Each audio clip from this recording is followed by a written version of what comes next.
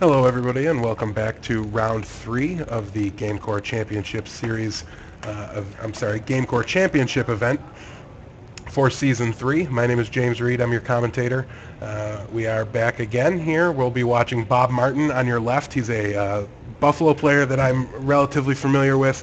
Doesn't play at my local shop or anything, but I've seen him in the top 8 of 2 PTQs in a row, one of which was here at GameCore. They both were in the modern format. He was playing black, white, red, burn, I believe, if memory serves. I know it was at least red, white, burn. And he's sticking to a very similar archetype here. Yep. He'll be playing the red, green aggro deck.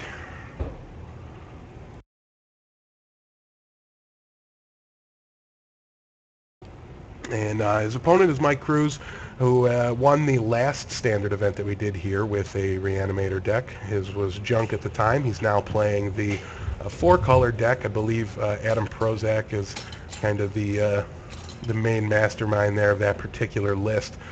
A lot of the detractors for the list that aren't a big fan of it have come to tell me that the mana is surprisingly efficient. A lot of people that didn't like it initially have kind of backed off of that analysis and have started to play it a little bit more because you get to play cards like Boros Reckoner that shore up the aggressive aggro matchups like the one he'll be facing now, and every single deck in every single land in the 4-color deck does play does allow you to cast your Boros Reckoner. So here we go as we get ready here for game 1. Not sure who won the die roll, but we will know soon enough as these guys look at their first initial 7. Bob Martin hopes to see 4 Burning Tree Emissaries in that opening 7, but unfortunately he'll have to send it back. I believe that means Bob will be playing first. Sometimes players do get a little jumpy with their mulligans, but I think Bob would want to keep the knowledge from his opponent before he got there. So thank you guys for sticking with us through the break. I do apologize. I know that the audio is not working. I don't think I'm going to be able to get that up and running for you guys, but it should be better. We did even have a technical difficulty. I did not get round 2 recorded, so that way we can show it as a replay. Already got this one going though, so after this round you'll be able to give it another quick recap. So if you came in late, you'll be able to pick up. I might actually show round 1 one more time just so that we can kind of not be watching the same round immediately after it finishes all day. So we do see, it looks actually as though Mike is going first. So he must have announced his keep before Bob shuffled. And he's just going to cast a Faithless Looting. He'll have to pay 2 life in order to do that. I will get that updated in just 1 second. Got to stop a beeping in my ears here that will make me go deaf by the end of the day. That should do it. And we see Bob a little light on the early action here. Just has a mountain and passes the turn. Again, hopefully he'll be able to commit more than 1 creature to the board next turn due to a Burning Tree Emissary, but we'll have to wait and see. And I do believe we saw a second Faithless Looting there from Michael, so he's just loading up on the graveyard plan here, as the red-green aggro deck is very unlikely to have any answer to that whatsoever. And we have life totals go 20 to 16. Michael drops a little bit because of burn, but unfortunately Bob is just going to continue to not hit his land, and it seems to be just a matter of time before Michael's bound to set up, unless he has some mana problems here, but I think I saw Cavern of Souls. There it is.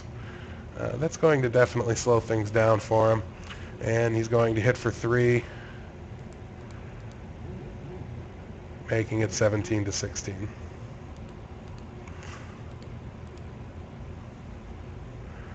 The Huntmaster makes things even worse for Bob. Not what he wanted to see, as Michael is now ahead of him in life total, but another Pillar of Flame takes care of the Huntmaster, keeps it from doing any flipping shenanigans, but Bob really needs to hit a land here very quickly.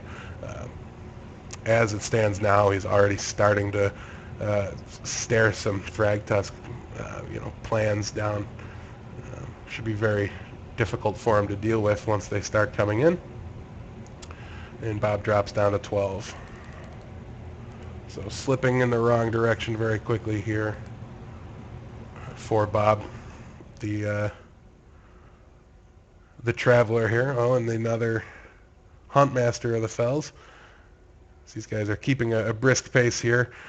Mike's in a position where he recognizes Bob's probably not having a good time, and just really wants to uh, keep things moving at a good pace and get to game 2.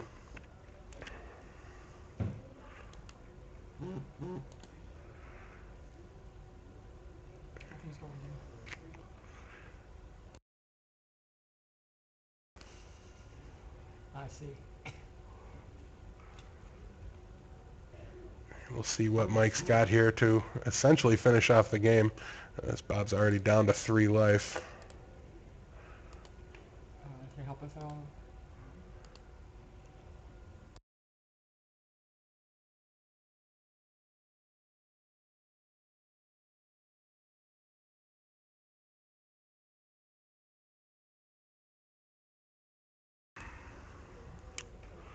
We'll look and see another Reckoner here, and Bob's just going to pack him in. Wanted to see as much of his opponent's deck as he could, help him make the best sideboarding decisions that he could.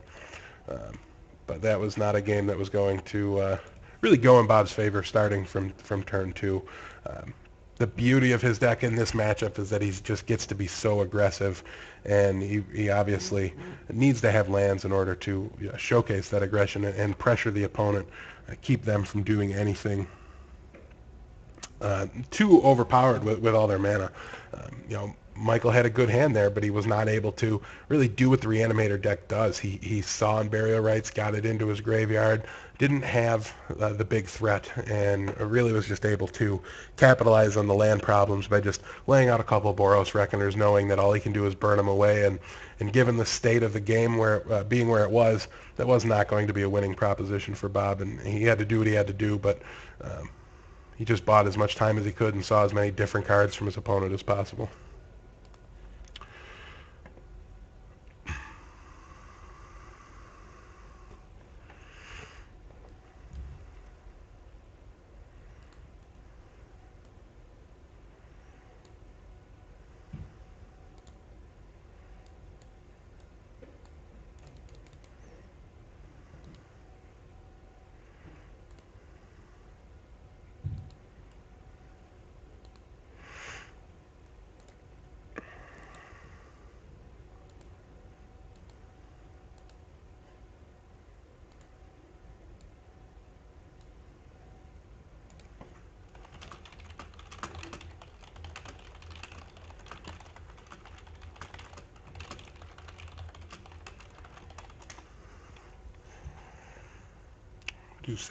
Do apologize for the silence there, getting a couple technical difficulties figured out and trying to see if I can get some deck lists. Very hard to comment on the sideboarding plans when I don't know what potentially might be there, so hopefully we can get that cleaned up for you as the tournament progresses here. Again, if you guys have not been in the stream since we told you guys what's at stake here today, there are 5 pieces of Power 9. 5 different Moxes are up for grabs here today.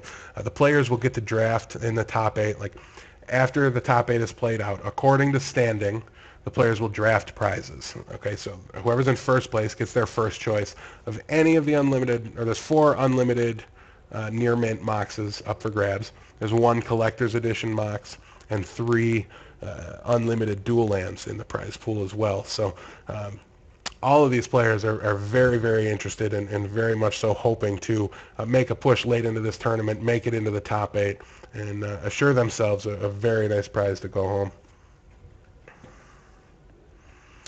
As this game gets started, we see Bob is able to get more of an aggressive start, more what he's looking to do in this game. He does drop to 18 in order to play that Rakdos Cackler, but it's not really much of a problem for him, as his opponent is also going to pay 2 for a shock land to kind of even things out a little bit.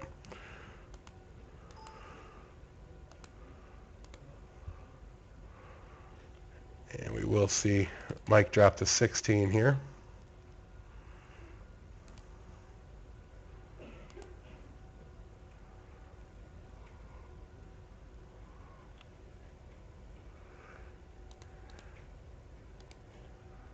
Another 2, and Bob is having more mana problems. Stuck on 1 again. Didn't see a mulligan from him here, so I'm a little surprised he didn't, but his deck is one that can operate on 1 for a few turns, especially with a start like this where he's got 2 creatures on the board. I see a Madcap Skills in his hand, so if he's able to get that onto the Stromkirk Noble, it'll be very, very powerful for him, even through a Huntmaster of the Fells, not next turn, obviously, at 3 mana, but at 4 mana for Michael. If he goes Huntmaster, Huntmaster itself can't block the Stromkirk Noble, so it will still be unblockable.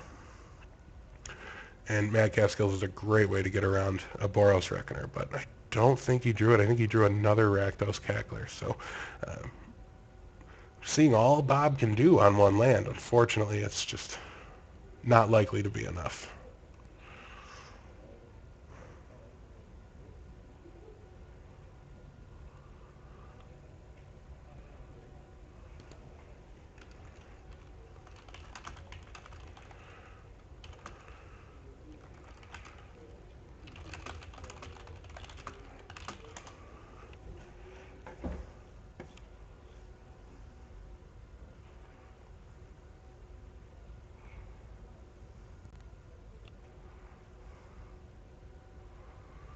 I have to see it. I believe Bob's in the tank here trying to decide what to do on the turn. I see the Devil, the Madcap Skills, and a Boros Reckoner in his hand. The only reason I know he doesn't have lands is from the way it's gone before, but Bob offers up the trade here. He's going to get 1 damage through.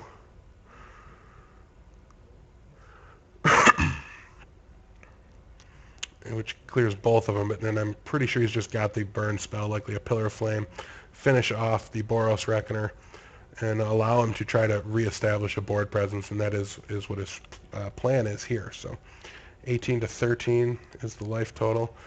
Bob is going to take 2 more, drop to 16 due to the burn spell.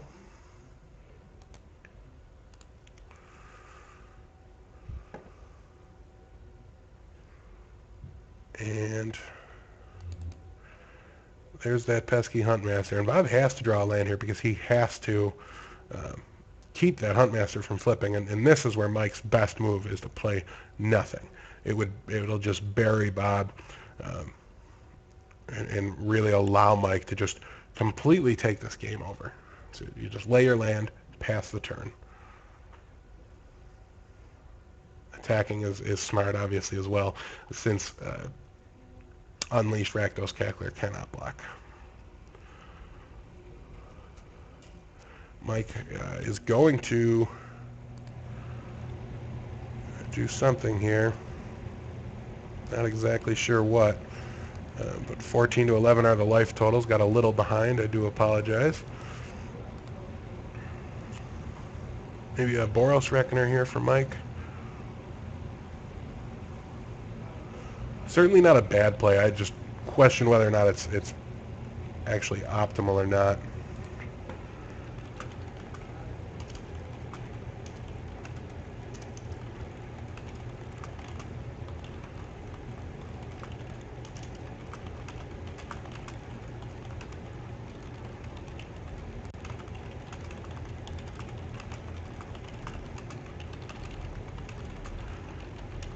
Making sure we as a broadcast team here did not miss the life gain from Huntmaster, but I don't think it's happened. So I'm checking with our life total spotter to see if there was a partially missed trigger. I'm not sure how that works with the beast, but I'm also not sure it's worth eating up too much of the judge's time here, as it's just going to slip away and run away from Bob here, whose deck is just unable to draw land number 2.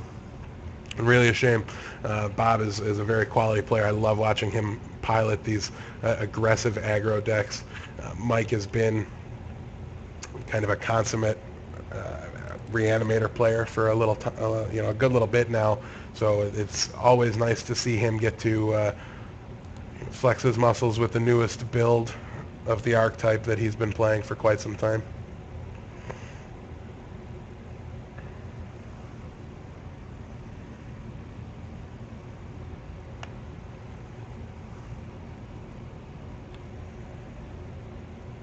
And it looks like Bob is down to 1.